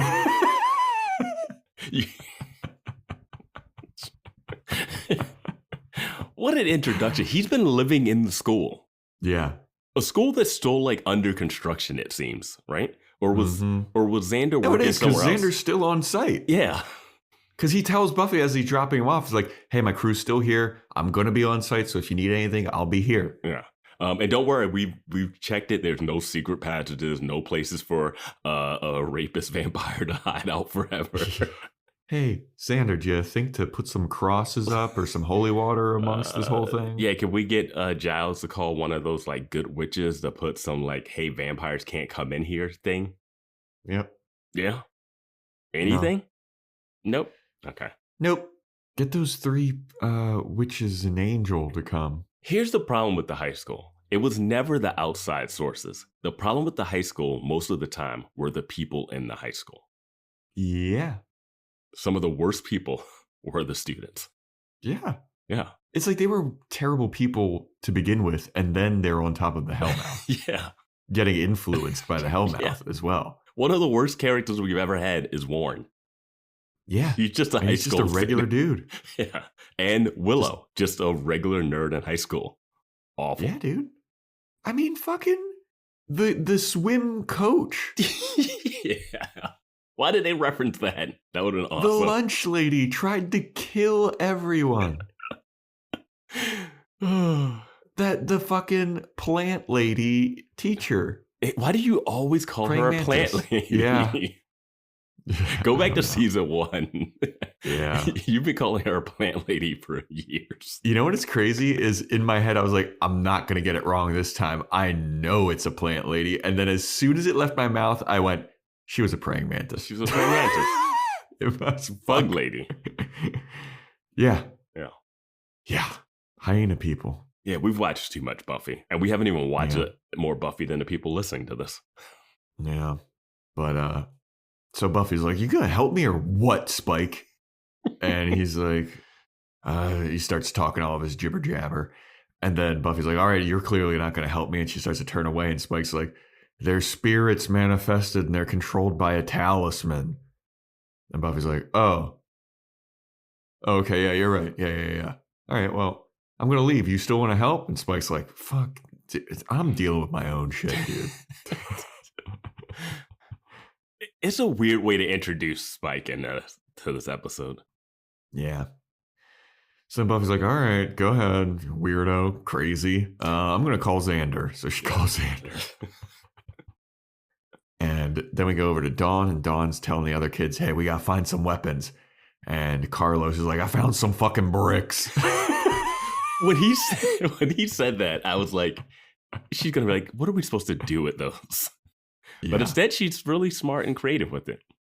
Yeah, she's like, great, thanks for the bricks, Carlos. Kit, give me your bag. She puts the bricks in the bag, and she's like, starts swinging it like fucking David and Goliath. Yeah.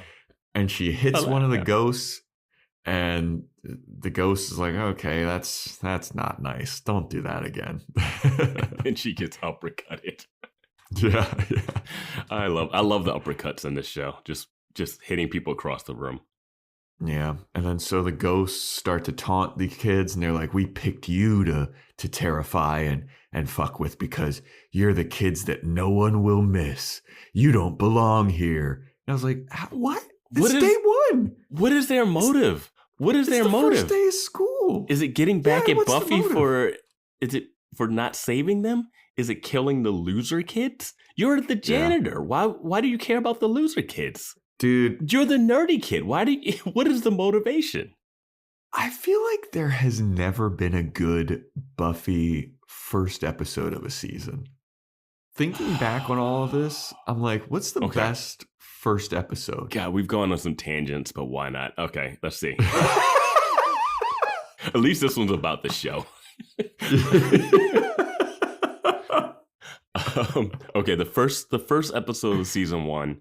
Yeah, that's obviously a good one. It's a two-parter though. So yeah, that one's like the intro to the series. Okay. That one I feel like we have to disqualify. Season 2. What happens in that one? Hey, you're the one that made the statement that there's never no good number 1. So season 2. I know season 3 is when she comes. Is season 3 when she comes back, or is that the Anne season? Season 3 is where the Anne. Yeah, that's Anne. Oh, that's a terrible one. That's a terrible one. That was bad. Season 4 is the first day of college. Okay, you know that's not bad. A pretty good that's one. A good one. That's a pretty good one for a season that's very spotty. Yeah. Season 5 is that's when we find out about Dawn at the end. I don't remember what the beginning of that is. Me neither. Season 6 is... What is season 6? Season 6 is Buffy waking up from the dead. Oh, yeah. That's another like kind of two-parter biker one. Not great, but you kind of have to do that. Mm-hmm. I got to figure out what's the Buffy... Yeah, what's season 2 and season 5? Season 2 and season 5. All right, we're going to figure it out. Yeah, people do talk about how they enjoy our tangents. This is when she comes back from summer vacation. She's got nightmares about... That's when she dances with Xander. And she's all like when she was bad. Girls? When she was bad. Yeah. She comes back with some attitude. It's not the worst. Yeah. Wait, season 5 is Dracula. Oh, actually, you know what? I kind of like Dracula. Dracula was a weird tone setter, though. Yeah. Because I thought Dracula was going to be, this is ominous, but it was like more comedic. Yeah. 3 is Anne. 3 is when she comes back and she's left and the Scoobies are taking care of shit and she comes back and then they have to... Oh, no. Dead Man's Party is the second episode of season 3, which I thought was the first one. Dead Man's Party is the one that was terrible. They get in a fight. They just start arguing, fight, and then never settle the arguments, but they're cool again. There's so much tension, and they all are upset with Buffy, and then they just fight, and they're like, all right. Yeah. Yeah. I mean, I would say to your statement of there never being a good Buffy opening, it's not that bad. There's more misses than hits, I think. I think it's about 50-50. All right. Anyway, Dawn's hitting people with brick bags and getting punched, and the ghosts are like, you're all losers. That's why we chose you. But I don't really understand their motive. Mm-hmm. So then Xander goes to the bathroom and he sees the giant hole in the floor and he's like, ooh, this is contractor goodness. He's like, contracted goodness.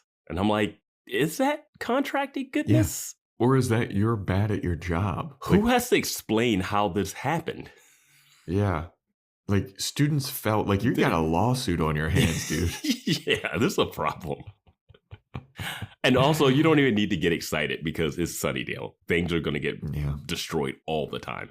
Your job security is set for as long as you live, which might be like one more year. So then we go back to the ghosts, and the ghosts tell Dawn, hey, you can thank your sister for this beatdown. And then Buffy shows up. I thought you guys were fighting them because they're the losers that no one cared about. Now it's because of Buffy? Make up your mind. Yep. So then Buffy shows up and she's kind of like, you can thank me personally. And then she starts whipping that brick bag around. Like, awesome. It was sick. Yeah. I did enjoy that.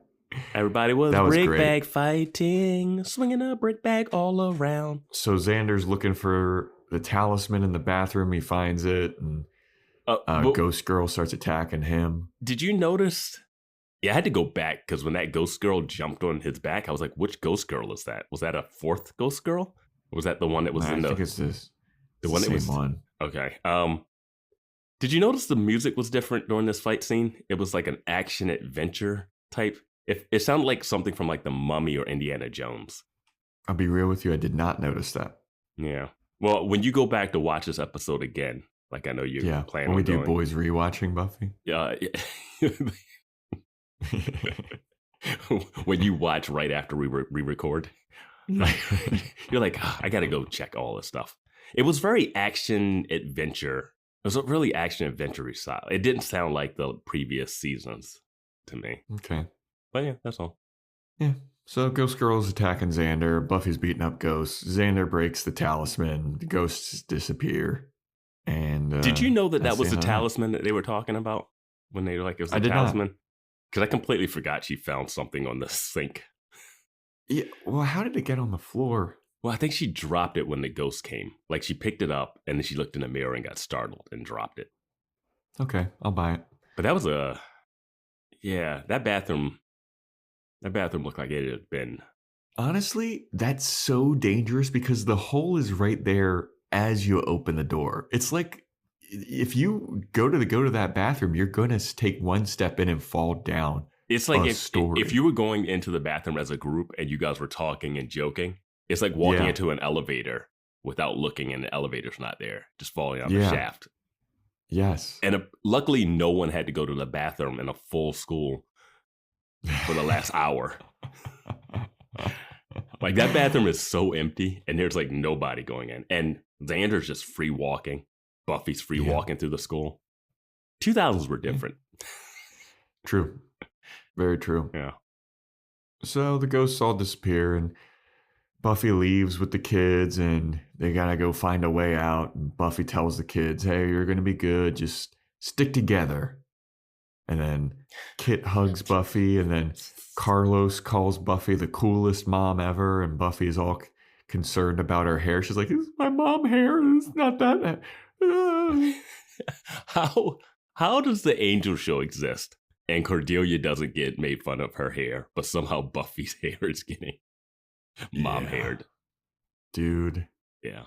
Cordelia's hair in Angel recently is so bad. I haven't even paid attention to it the last couple because of it's hard to pay attention, yeah. But if you want to hear more about that, patreon.com/Boys Watching Buffy. We're doing Boys Watching Angel. But anyway, after everybody like kind of gives Buffy like, group hug vibes, the principal shows up once again. And he's like, oh, hanging out with Kit Holtburn and Carlos Trejo. Interesting. And Buffy's like, why is that interesting? And the principal goes, it's because their rap sheets are as long as yours, Buffy Summers. It's like, bro, why do you still have that? I graduated like 3 years ago. What the fuck is wrong with you, you freak? And also, what are their rap sheets? Like, school just started, right? Like, yeah. What? Is like Dawn's rap sheet long? I guess so. She was like not doing well. She was not doing well, and she was a klepto, but she never really got caught. Yeah, that's true. And why does Dawn's new crew need to be like ragtag, like the Reckless crew? Like, Buffy's crew was the nerds, losers. Like, yeah, it was Xander and Willow, and they were not like the wild crew. And Xander was white. Okay. What's up with all this reimagining with race swapped characters?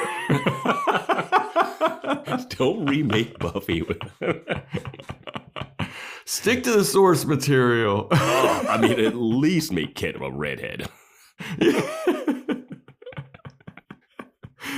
I will say Kit's got some gothy Willow vibes in her outfit. Yeah, she's been she's definitely been like advanced a little forward from the Wiccan style to the goth style.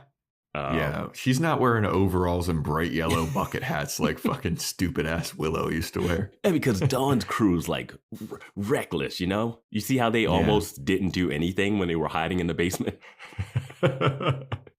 Kid's got a rap sheet. She was hiding in the bathroom from Ghost. Kids playing with a red ball and smoking cigarettes. Yeah. Oh, Carlos, yeah. Carlos Trejo. Yeah. But yeah, so Buffy's like, well, I mean, they seem like good kids to me. And the principal's like, you know what? It's interesting that you bring this up. And I kind of think that it might be good for you to like stick around here with these kids. And then Buffy goes, does that mean that you're offering me a job as a guidance counselor? I was like, wow, that's a leap. And she's like, not exactly guidance counselor, but something that gets you in the school. Something that makes you stick around here, and we don't have a lot of money and we don't have anything in the budget. Yeah. So you're not really going to get paid, but we also would like you to stick around. And you wouldn't be a guidance counselor, but you would guide and counsel kids. And a few days a week. I don't know what your regular schedule is. I know nothing about your actual life outside of this place, but considering you spent the whole day floating through the school, I figure you have nothing else to do. Where's Double Meat Palace? I don't know. Seems like she's doing That's the end of fine. that. Seems like guidance counselors are like the social workers not on her tail. Seems like money's not really an issue right now. She's doing good. She's doing good. I mean, you know, when your friend Willow almost destroys the world and then you bond with your sister and then Willow goes overseas and you don't have to deal with her. That's what life is like, you know? Once Willow leaves. Yeah, everything's fine. Everything starts to fall into place. She's not even reacting to seeing Spike the way that she should. Like, yeah. So, Buffy's going to be a guidance counselor, kind of, sort of, not really. So we're just going to do the high school years, but with Buffy not in high school? I don't know. Me neither. But speaking of your boy Spike, Spike is in his little basement hideout, and he's crouched down in like the fetal position. He's kind of freaking out, and he's hallucinating, I think. And it's Warren. I didn't write any of the dialogue that any of these people wrote. I only wrote down the ending part, or like the ending part that ties into the beginning. But all the stuff that they're rambling on about, I just I didn't over my I did head. not pay attention. Yeah. So Warren transforms into Glory, who transforms into Adam, who transforms into the mayor, who transforms into Drusilla, who transforms into the Master. And the Master is talking about, like, we're going to take everything back to the beginning. And then the Master turns into Buffy. And Buffy says, it's not about right and wrong. It's all about power. Which is cut back to who's got the power. Yeah. Why didn't Angel appear in this? Yeah, I was surprised Drusilla showed up in it. Yeah. Because I didn't picture her as like a major... I mean, they were going through all the big bads. Yeah. Kind of. Drusilla was a bad, but she never became that... She wasn't like a season ender bad. I had a debate with somebody I was doing a photo shoot with because they were a huge Buffy fan, and they were like, who's your favorite big bad and who's your least favorite big bad? And we got into a debate about like whether Warren and the trio were big bads versus Willow, because they were like, I kind of consider Willow to be more of the big bad of that season and not the trio. I was like, okay, interesting. And then we had a debate about whether Angelus or Spike and Drusilla was the big bad of one season. And I was just like, okay, well, that's interesting. Well, I feel like that debate is debating how it ended versus how the season was playing out. Like Warren and the trio their logic was, who does Buffy fight in the final episode of the season? Yeah. And it's like, well, then season 4 doesn't count, because then the first Slayer would be the big bad. Yeah, exactly. Like that doesn't. Yeah, I mean, you can have two big bad. I mean, I don't know. Like Warren and the trio are the big bad, and then Willow's a bad. Yeah, but like they can both be big bads. They can both be big bads. Yeah. But anyway, I recall you saying that you have a Spike rant. Well, I also wanted to say, he gets called number 17 by Adam. Yeah. Not specimen 17, not experiment 17. He just gets called number 17 this time around. Just had to bring that up for the people, for our long-term listeners. So. Yeah. The most loyal. You all know what that's all about. Yeah. It's so funny when that came to light on Discord. Yeah. Didn't realize that was bugging people as much as it was. Yeah. Sorry, everybody. Yeah. It's like plant teacher. Yeah, plant / praying mantis bug lady. So I think what I mentioned about Spike, and after this we'll kind of wrap up this episode about like what we think about this episode and figure out what's going next. But I did mention that I would not be on board with Spike. Like I wouldn't. A lot of people wondered if we'd get on board with Spike if he got a soul and he like had a redemption arc kind of thing, which we figured was happening. And my thing was like, if he gets a soul, I'm still not on board with it. Right? Mm-hmm. Now, what we learned on Discord is that we thought the soul, when we were watching it, we thought the soul thing was like, oh, he got a soul and that's not what he was going for. He wanted to get the chip out of his head, right? But people are saying that he actually went to that demon to get his soul, and that was his intent. Yeah. Now, that was like the writer's intent the whole time. And yeah, apparently. and then there's like quotes from Whedon and them. They wanted to trick the audience to think that he was doing something else, but Spike was going to get his soul. I'm okay with that, but I'm not okay with the way it was presented to us, because the mislead is too misleading for us to, it's not like, oh man, they got us kind of thing. It's like, no, you literally had him look evil.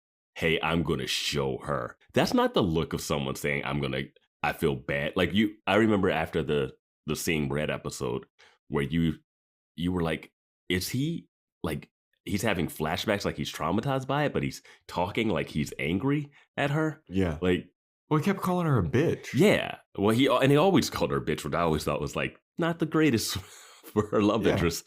But he's like, oh yeah, I'm going to show her. And he looks menaced, and we were afraid he was going to kill Clem or something.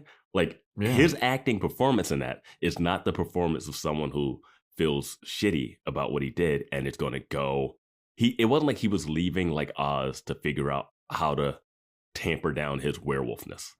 You know, Mm-hmm. He was leaving like, you know what? I'm going to show her. Like when he's on a motorcycle, it was not a look of a guy that was like, I'm going to worry. I'll be back, bitch. Yeah. And I'm going to show you. Things are going to change. That is not the action of someone who's like, I'm going to get my soul back and come back a better person. So that it's just too much of a forced mislead to like, why would we? Well, I think that they have a problem with that. Like they want to do misleads, and sometimes they do really good misleads. Yeah. Not to say that they all are off. But sometimes they do, like they go too hard into the mislead, like at the end of that Inception, Normal Again type thing, where they went too hard into the mislead at the end. Even like back in the high school years when they had the lunch lady be the person that was going to kill everybody. Mm-hmm. If you remember, the voice was a male voice that Buffy was hearing. Buffy could hear people's thoughts, and she heard a male voice.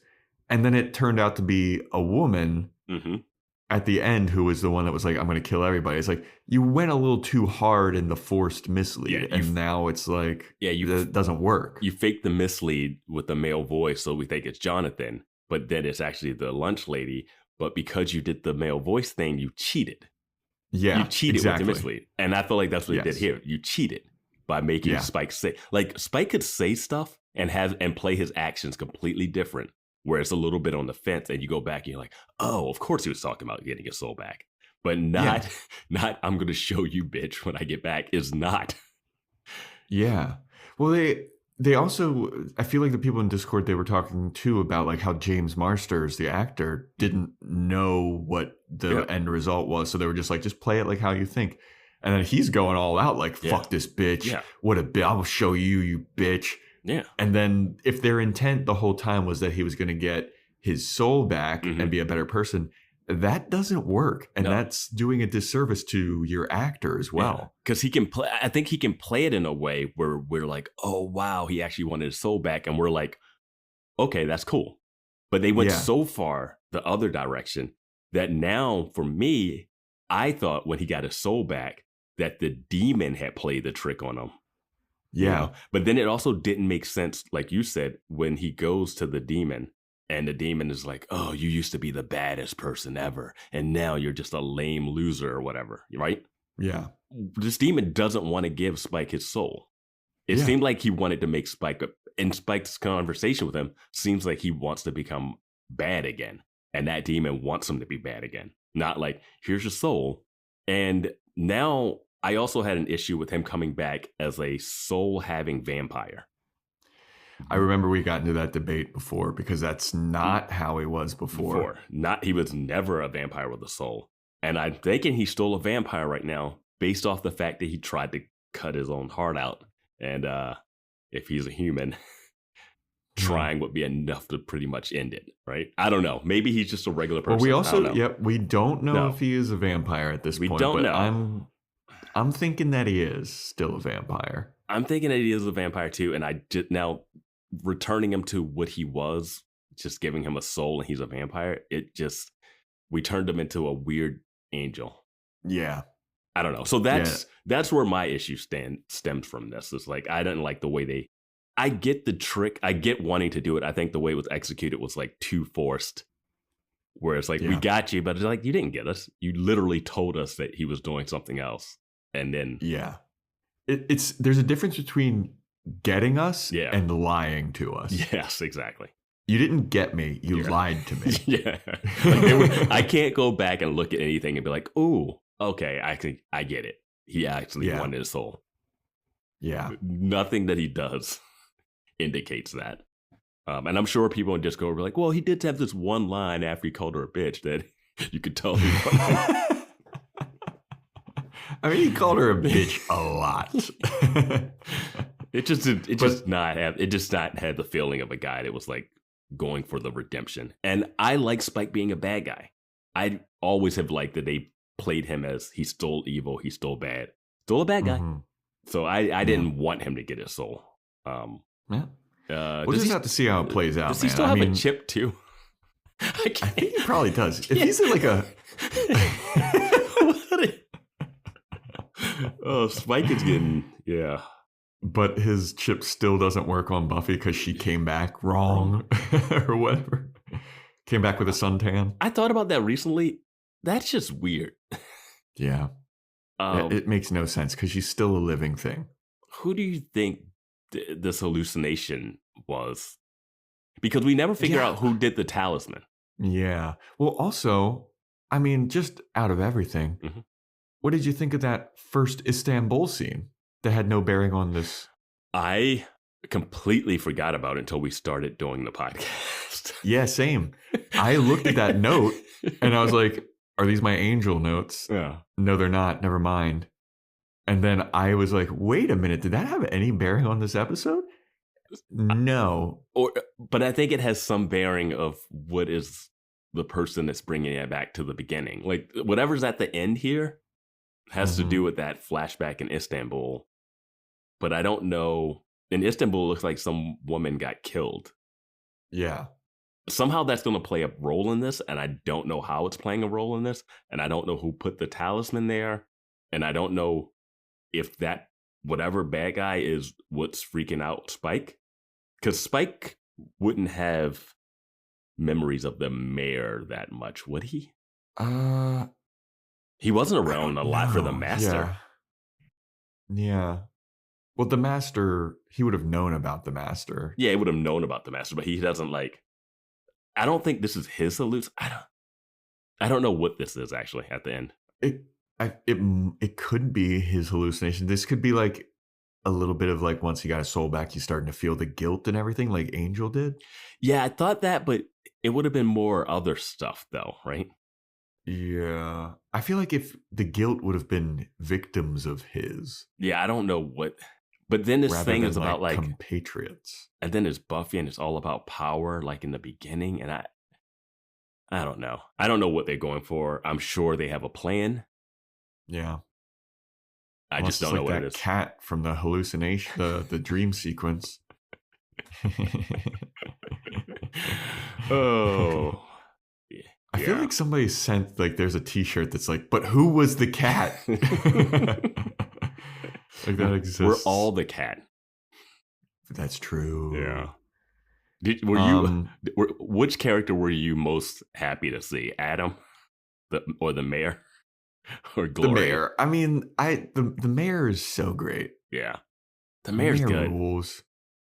Even in this like little tiny scene, the mayor rules. Yeah, I don't remember what anybody said. Me neither. It was so interesting that they brought Adam back. It was mumbo jumbo. All right. Next episode, Vance, is titled Beneath You. I think this is going to be a double entendre. The Hellmouth is beneath the principal's office. We're going to get a little bit more story with the principal. Also, do you remember in Spike's episode where "You're beneath me" was like his trigger thing? Maybe this is Spike talking to Buffy like, I am beneath you. I'm realizing like you are above me or something. Because that was like a big line for him that would trigger him is like, you're beneath me. Yeah, I think it's going to have something to do with some job being beneath them. Maybe the principal talks Buffy and they're like, maybe we'll shift the budget around and make you come full time here so you don't have to work at the Double Meat Palace because it's beneath you. You're so good with the students. You're so good with keeping them alive when demons attack them. This principal does not realize that students have gone missing and that the bathroom is ripped up. Instead, he's hiring a new person that he doesn't have the budget for. Yeah. And can he just hire people like that? Sure, he's a principal. It doesn't matter. Sure. He doesn't have to go to the superintendent or whatever. You know, we got teachers on our Discord. They can let us know who has the hiring and firing power in the school system. Yeah, I don't think it's the principal. No. I mean, the principal has to be able to hire some people. Yeah, I guess. Yeah, I mean, they definitely have. They have to be able to like hire people underneath them. Yeah, and they do have a budget. Yeah. Day one though, she walked in. He saw her not do anything, and then was like, "You're perfect." How like the whole episode, he's like, "I'm suspicious of you. Yeah, I don't think that you should be around here, but I'm gonna give you a job. To have you around here a lot. Your sister's hanging out with the rap sheet kids. All right, yeah, this is good. This is a good pairing." If you're going to be walking around here all the time anyway, I might as well give you money for it. Wait till you figure out how much you have to pay to fix that bathroom up. I just thought they should have teased the demons in the school. Like, it's too soon. Yeah. Like, it was like she walked into the bathroom and it was already happening. Yeah. I don't know. Is the mayor's dead? Yeah, the mayor's dead. Glory's dead. Because Giles killed her. Yeah. Yeah. Adam's dead. Yeah. Drusilla's not. Uranium heart. Drusilla's not. Yeah, Drusilla might not be. She's just out in the world. Yeah. How did the master die? Oh, dude. He got impaled in the library. Remember? Because they threw him through the window at the roof. They dug him up again or something. Yeah. Oh, man. Early days.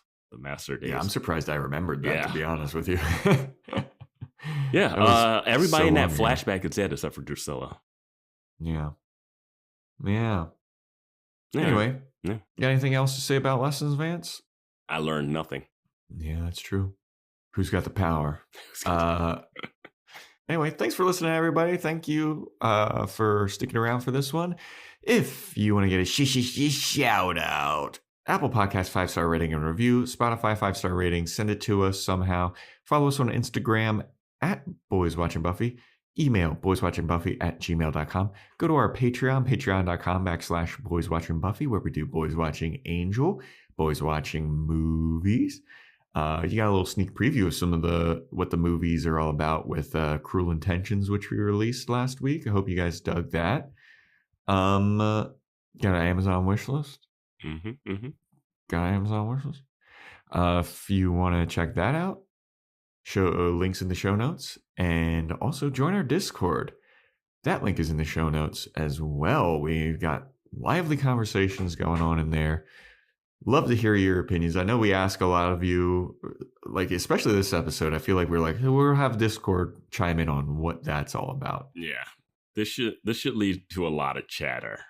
Yeah. And just remember on Discord, there's a spoiler section. So if you want to chat with other people in our Discord about the end of the series, there's a section for that. So you can talk about stuff, predictions. And there's a lot of chatter and spoiler chat about when we say stuff and if our predictions are going to come true or not, that people get really excited about that we find out later. Like we'll hit on something in the middle of the episode that we just think is like an afterthought. And then it's like, oh, you guys are fucking onto something. Yeah. That's always exciting. Yeah. But join the Discord. And that is a wrap, everybody. Thanks for listening, and stick around next time for when we talk about Beneath You.